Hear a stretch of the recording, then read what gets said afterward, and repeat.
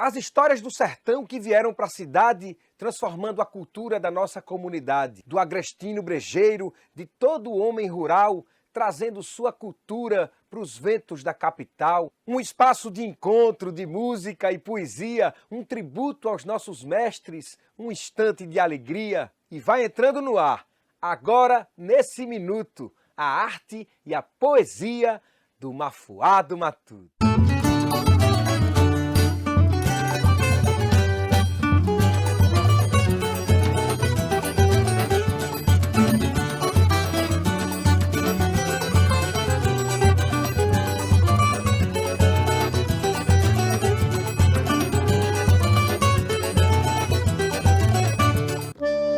Minha gente querida, no Mafuá do Matuto de hoje, Beto Ortiz.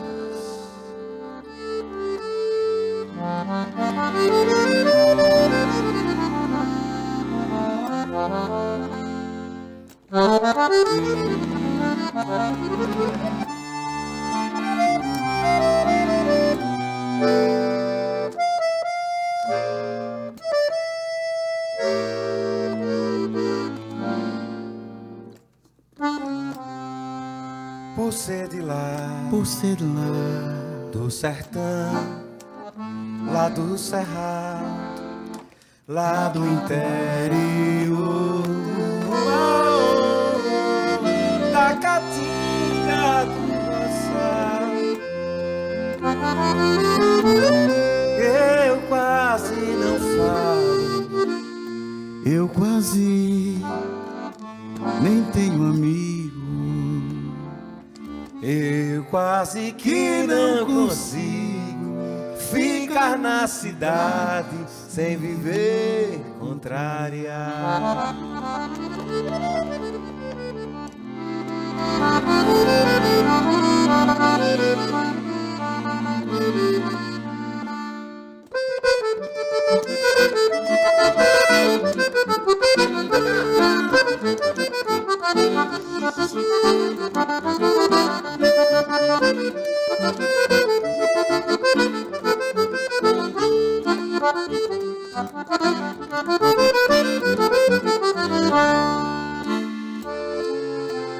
Por ser de lá, não acertar, por isso mesmo Não gosto de cama mole, não sei como esse doido. não. Eu quase não falo, eu quase não sei de nada.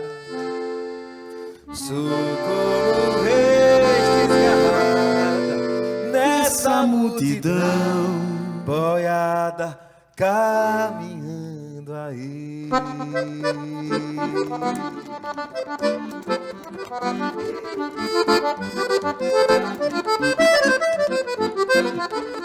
Puxa o fole, sanfoneiro.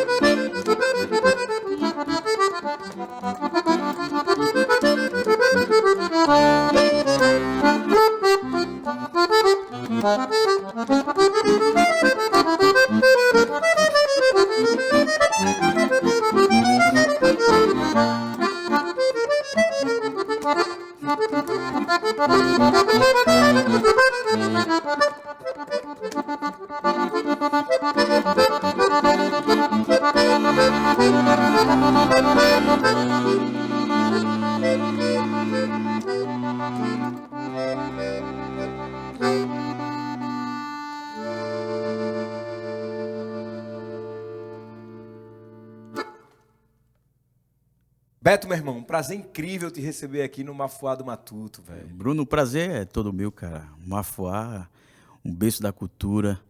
E como a gente está sempre conversando, né? E quando eu coloco a sanfona no peito, Bruno, eu já estou representando o Nordeste. E esse instrumento que representa o Nordeste, eu sou nascido em Camaragibe, né? Eu não sou nascido no sertão, mas só em tocar sanfona já respiro o sertão, já leva a boa música.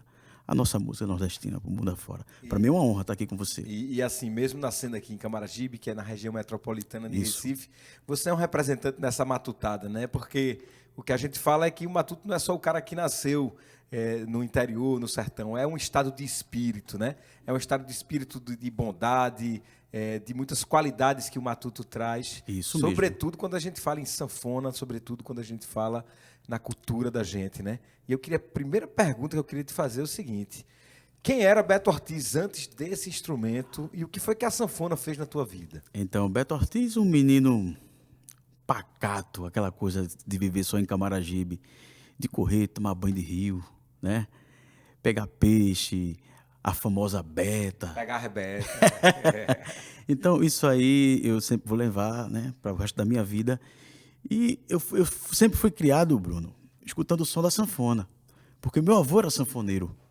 Então, eu, aquele menino correndo em casa, o meu avô tocando sanfona, e eu achava interessante o som do instrumento. Poxa, o som do instrumento é. Só em você abrir a sanfona sem tocar, só cada nota você acha maravilhoso, ó. Você já escuta o som, já. Então eu era aquela criança curiosa e queria saber o porquê aquele som. Aí, na minha. Crescendo, né? Ficando mais curioso, saindo dos 10 anos de idade, indo já para os 12, 13 anos. Eu tocava em banda marcial, Bruno. Então eu sempre toquei banda marcial, toquei instrumento de caixa, o taró, Que é instrumento percussivo, o caixa, né? percussivo, toquei fuzileiro, toquei justamente nas bandas, nas fanfarras em Camaragibe. Moisés, o meu maestro maravilhoso. Então eu passei a tocar primeiro instrumento de sopro e instrumento percussivo. Mas o meu avô, antes de falecer, Bruno, ele deixou um instrumento para mim. Então, aquela brincadeira que eu tinha de olhar para o instrumento, ele tocando, eu ia lá e mexia no teclado para sentir o som. E ele sempre falava, esse instrumento vai ser seu. Mas eu era um meninote, né? Não entendia. E quando meu avô foi embora, partiu, a minha mãe falou, esse instrumento é do Betinho. Então, como eu tocava instrumento de sopro, depois de percussão, passei a tocar pisto, né, corneta de pisto, si bemol, corneta de pisto. Eu só não toquei trompete, mas corneta de pisto toquei. E eu começava a transportar. Eu era tão curioso que eu dizia, minha mãe, a sanfona que foi do meu avô que ele me deu, cadê? Ela está aqui. Ela botava na cama, eu não podia com a sanfona, Bruno, não podia com a sanfona pesada. E o instrumento ficava na cama, eu ficava com o queixo aqui apoiado e ficava tocando qualquer tipo de música. Aí nisso me despertou em tocar uma música de um trompete para passar para o acordeon. Então, uma música muito conhecida que ficou.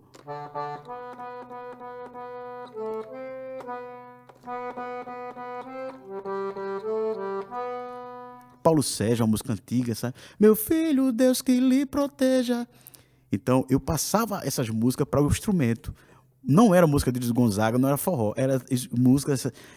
Gama, gama, gama, gama, gama, gambilion. Pô, faz tempo, né, bicho? Então, isso aí é minha história, cara. Antes de tocar forró. Muita gente não sabe, viu, Bruno? Cara, isso pra mim é inédito. Exatamente, bicho. Então eu fiquei abismado com o som do instrumento. Agora eu não sabia mexer nesse lado aqui. Aí é que tá o segredo, é o segredo, né? E o tempo foi passando, eu conheci os professores de Camaragibe, seu Bibi, o Juarez, amigo do meu avô. E foi aí que Beto Ortiz foi começando a conhecer o mundo da sanfona. Então foi aonde eu comecei a me deparar como é realmente que se toca uma sanfona, porque eu não tinha noção. Eu pensava que se eu estou aqui em dó, aqui também é dó. Eu pensava que a gente tocava assim.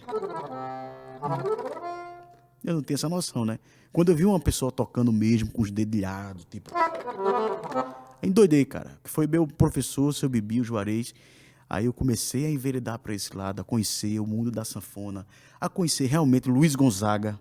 Aí foi quando Beto Ortiz começou a tocar Asa Branca, a volta da Asa Branca, Camarão, comecei a conhecer a obra de Camarão, Dominguinhos. Então, Bruno, meu começo...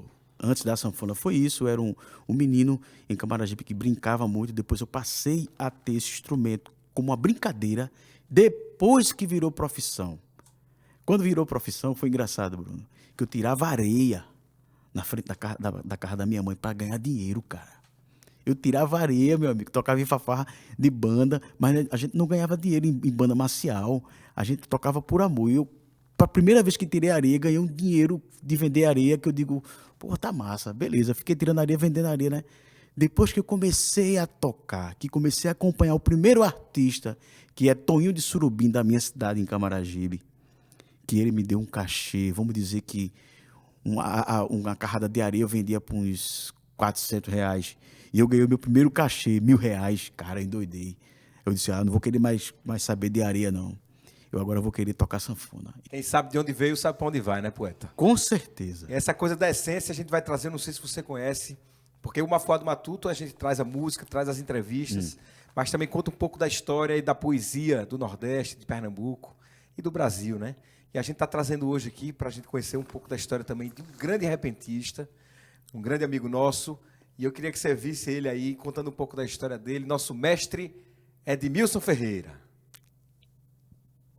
Bom, respondendo sua pergunta, eu sou Edmilson Ferreira dos Santos, nome completo. Nasci no interior do Piauí, no município de uma cidadezinha chamada Várzea Grande, que apesar do grande do nome da cidade é muito pequena e continua praticamente do tamanho que eu conheci, né, ainda muito jovem. O meu nome artístico é Edmilson Ferreira, eu sou repentista desde sempre. A minha primeira profissão que me sustentou, que me levou a lugares.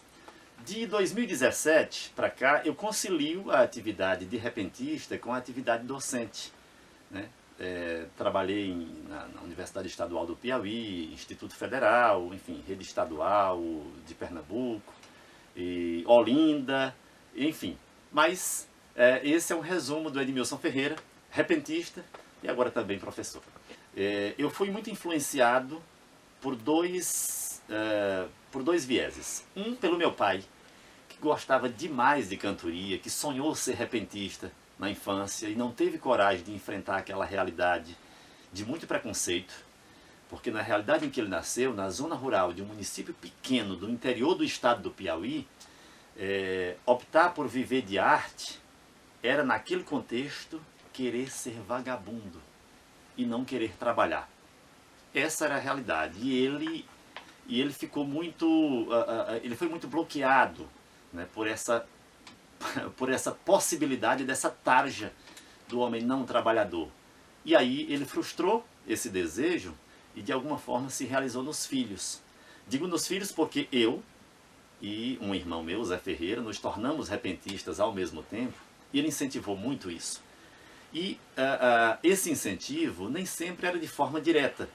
Mas para você ter uma ideia, voltando à questão do rádio, toda manhã, a partir de 4 horas da manhã, o rádio da mesa da sala da nossa casa era ligado em programas de cantoria.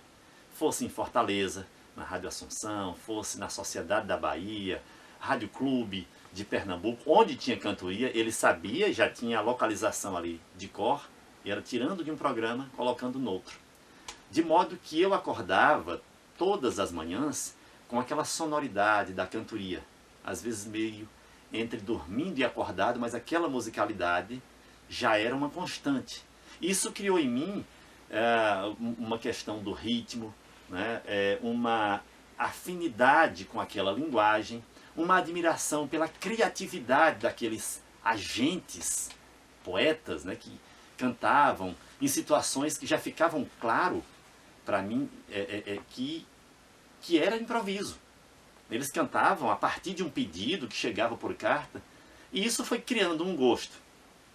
Paralelamente a tudo isso, o meu pai também comprava cordéis nas feiras, e na medida em que eu e os meus irmãos nos alfabetizamos, nós líamos esses cordéis para a família, na boca da noite, no claro da lamparina.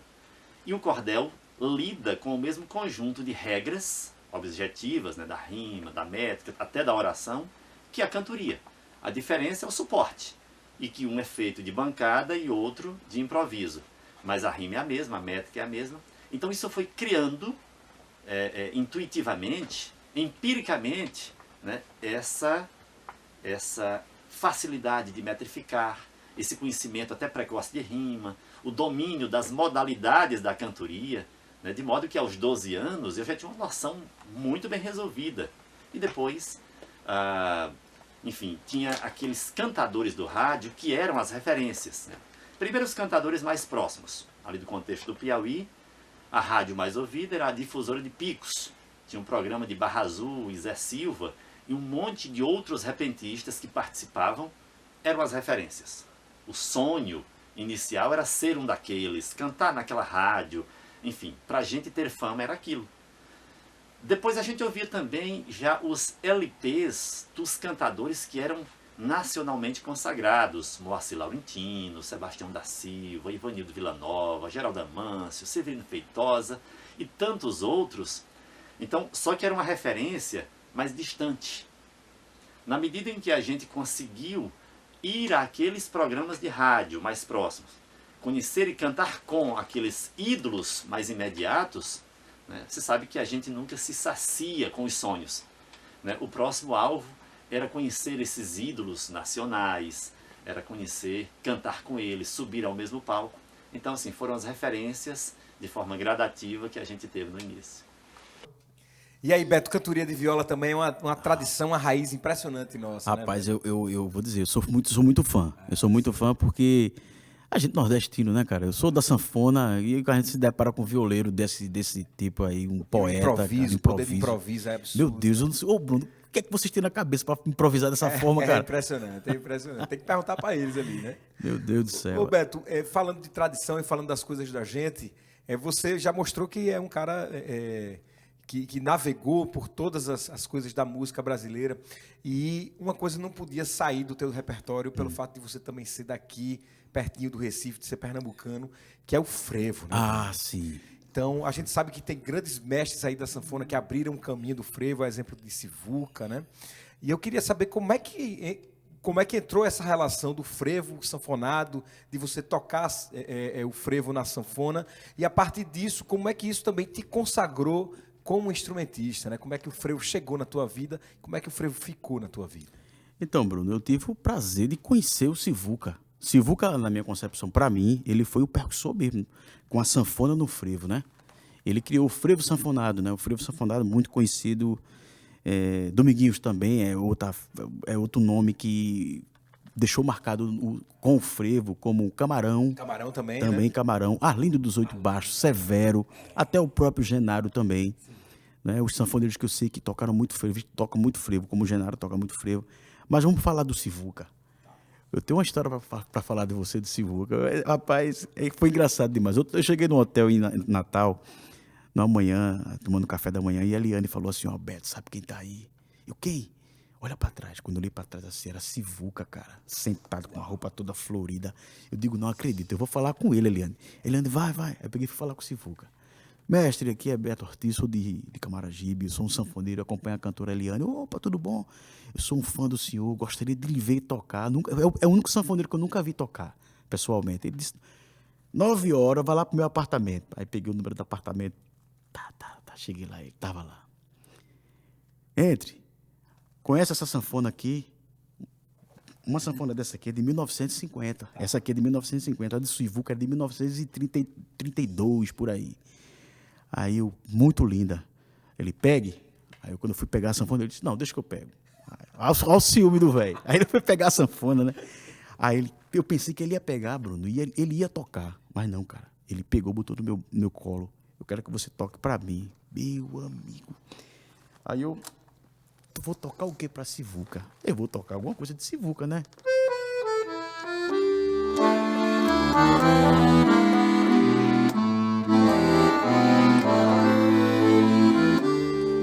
Toquei pra ele, ele gostou muito. Aí eu disse, mestre, agora vou tocar um ritmo que eu sou amante e com o seu frevo eu consegui desenvolver algumas coisas técnicas, né? Ele, que frevo? Esse aqui. Frevo sanfonado. Aí quando chega na parte que faz...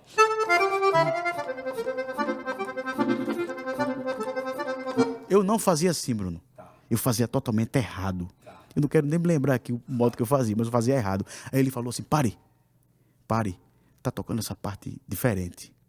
Faça assim. Aí ele pegou a sanfona, tocou, e eu peguei, toquei do mesmo jeito que ele.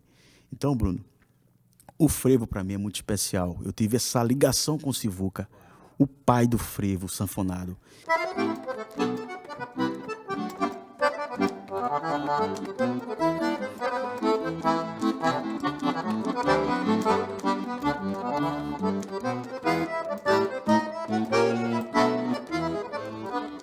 Isso aqui é para esquentar, mas na realidade, o frevo mesmo, fervescente, é tocado assim.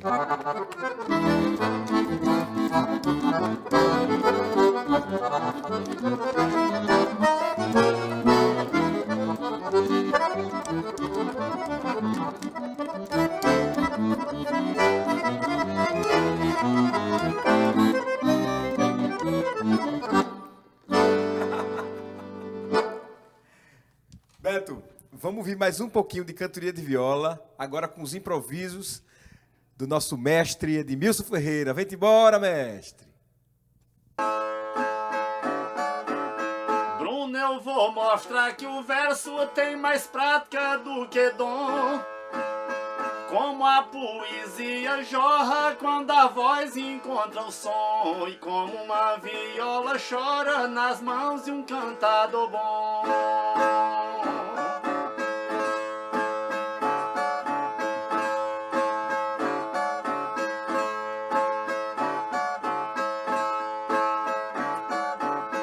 Cantar só é muito bom, mas de dupla é bom demais.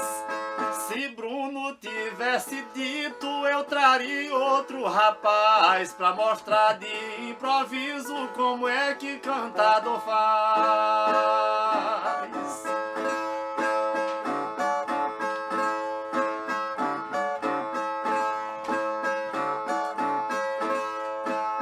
Com uma dupla capaz, o verso tem mais tempero. Hoje eu só trouxe um petisco pra você sentir o cheiro. Na próxima eu venho duplado, trazendo o cardápio inteiro.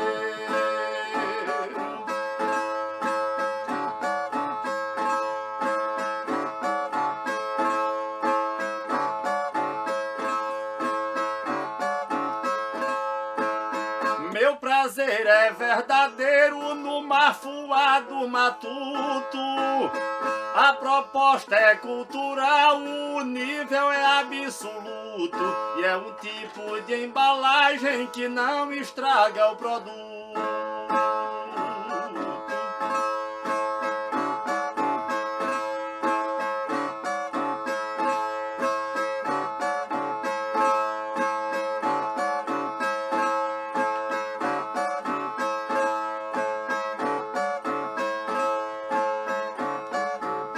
Bruno, você tá enxuto, sorridente e erudito.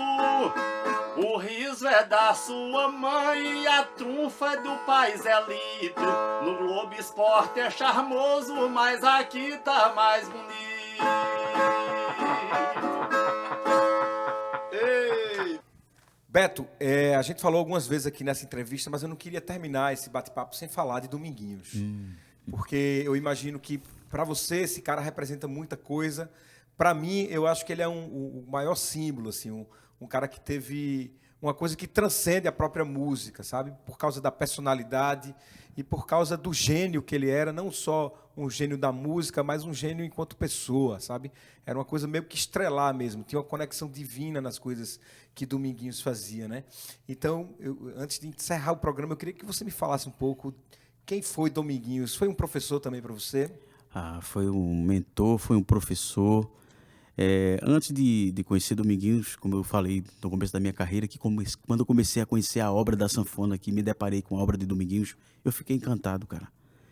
Com a genialidade dele, com o jeito dele tocar. Ele criou uma forma de tocar, que ele saiu expandindo.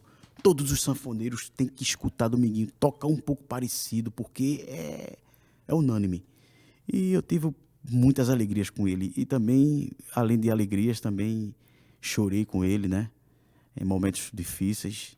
E um dos momentos mais assim, legal que eu, além de tocar, além de participar de vários eventos, como o aniversário dele, que foi exibido em várias emissoras aí, tá no YouTube, que eu estou tocando entre eles, Camarão, com Genival Lacerda, com o Genário, foi muito legal, uma roda.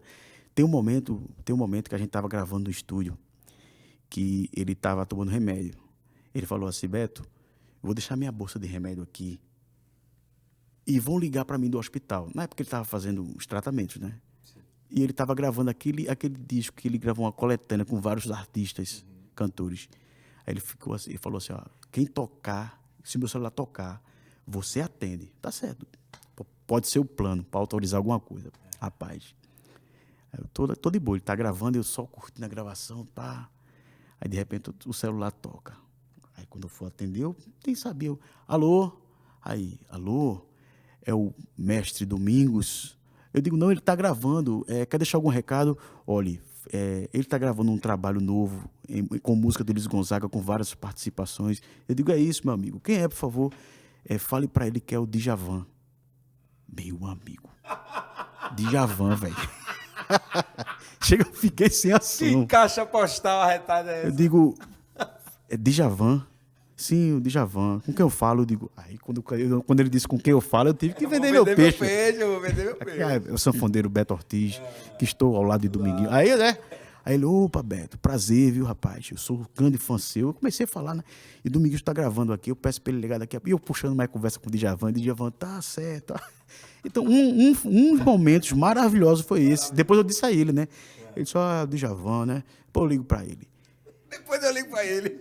E outro momento maravilhoso, que foi até no período também, a gente falando em frevo, no outro bloco, toquei uns frevos aqui, ele falou assim, Beto Ortiz é tão besta mesmo. Beto Ortiz está participando dos festivais, pegando dinheiro, guardando debaixo do colchão. Sou teu Amigo fã. velho, prazer ter você aqui hoje. Satisfação incrível. Prazer todo meu, estar Bruno. com você aqui nesse programa, que é um programa que fala exatamente de gente como você, gente simples, talentosa, obrigado, com caráter e com história boa para contar. Muito obrigado, viu, mestre? E viva a cultura. Só queria terminar aqui com a gente fazendo uma música, um tributo ao nosso grande mestre Dominguinhos. Opa, vamos embora. Vamos lá. Então vamos lá.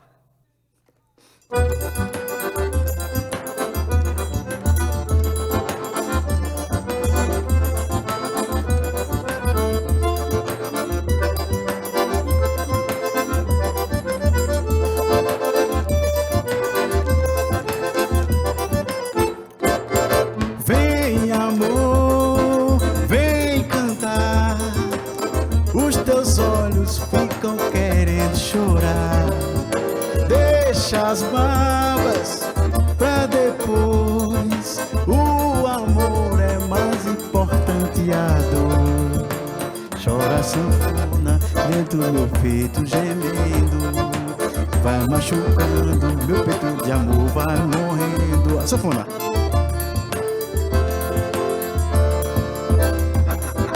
E o teu gemido desfaz a minha alma, essa dor. A sanfona tem que chorar, Bruno. É cedida, compadre velho. Ô, saudade do seu domingo. Saudade grande. Saudade a gente mata cantando. Vai lá, poeta. Deixa comigo.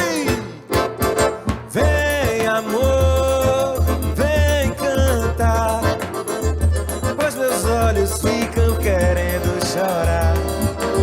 Deixa as mágoas pra depois. O amor é mais importante a dois. Chora a sanfona, sentindo em meu peito gemendo.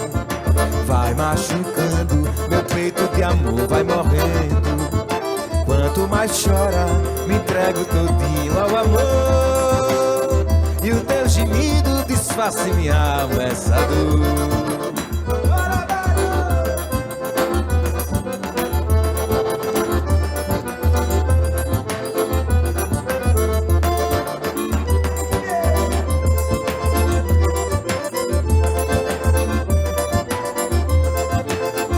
Chora, sanfona!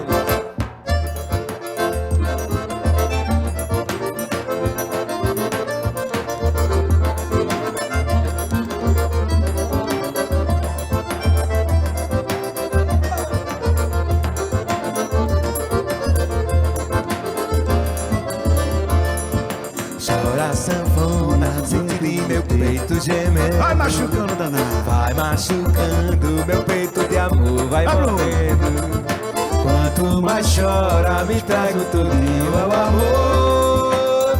E o teu gemido desfaz em minha alma essa dor.